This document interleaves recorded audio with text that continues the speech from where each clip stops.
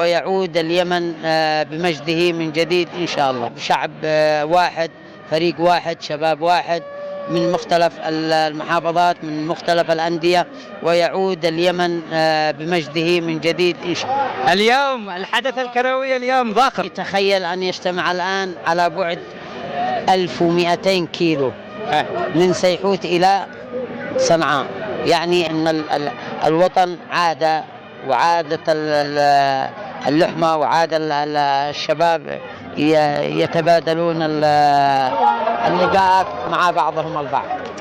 اليوم التلال موجود هنا عميد الجزيرة العربية، أول نادي في الشرق الأوسط في جنوب الجزيرة العربية في عدن.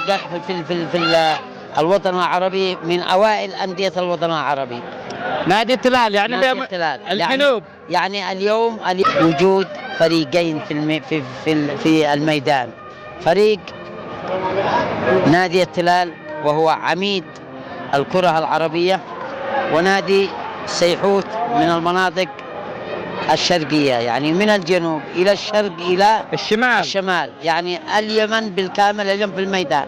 وهذا إن شاء الله اليوم صنعاء تحتوي، وغدا عدن تحتوي، وبعد غدا حضرموت المكلا ستحتوي الباقي. يعني الكرة أصلحت الوضع الاجتماعي في اليمن، يعني الكرة سفيرة السلام، الكرة وصلت من شنوبها إلى جنوبها، إلى شرقها، إلى غربها، إلى شمالها.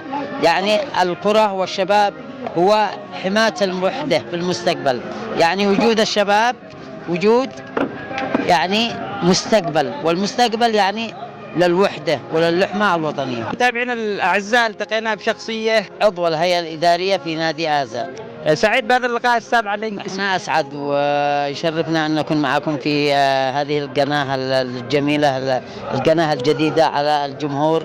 إن شاء الله نسمعكم أكثر انتشارا وأكثر وجودا، وبالذات في المحافل الشبابية والرياضية، وخاصة والشباب يعود إلى وحدته وإلى لحمته وإلى تواجده في الميدان بجمهوره، بوحدته، بشعب واحد، فريق واحد، شباب واحد.